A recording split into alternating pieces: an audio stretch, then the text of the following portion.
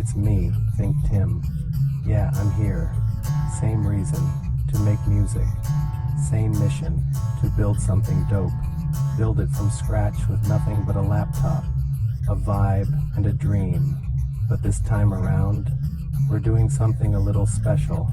Not just because this is episode 30, but because it's time. Time to reintroduce myself. I've made a few mistakes with how I rolled out this podcast. It ran a little long. I talked a little too much. But for real, this is for folks just tuning in, and those who've been rocking with us since episode 1. This episode is for you. It's a reintroduction. Welcome to Why Make Music? Not to the idea of ThinkTimm, but to the real dude behind the beats, the stories, the why behind the why make music. And listen, don't worry, we're keeping it lean and clean, 30 minutes max. A nice tight vibe for the commute, the treadmill, or the midnight grind session in your bedroom studio.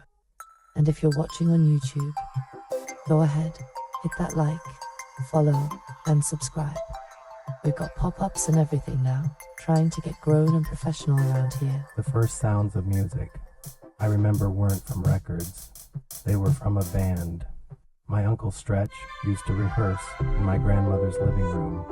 Mandrill, War, Funkadelic, Barkays, the Ohio Players, the Stylistics.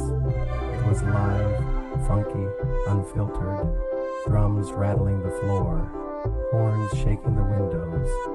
Me, I was in the corner, soaking it up. You weren't just witnessing the groove, you were becoming part of it. Like the music was being imprinted on your DNA. Exactly. It took time though. In the 80s, everybody wanted to be a star.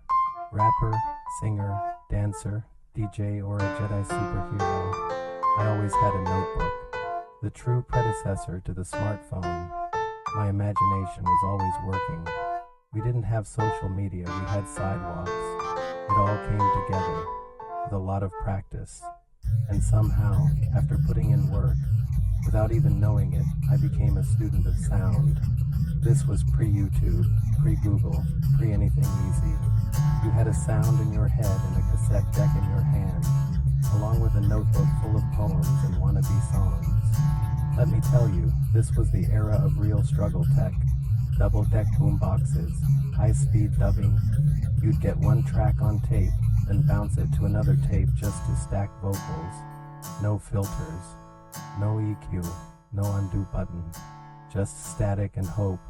And yet you made it work. Reel-to-reel machines. Cassette hiss. Noisy cables. No rule or manuals. You had to watch and be around it. But when that groove locked in, Rinse and repeat. By the time you were done, you had a full track, plus 40% less audio quality. But you didn't care, because you had a vision. Even if the mix was muddy, even if the vocals were low, that track meant something. Eventually, I started acquiring enough gear to have a functional small home studio.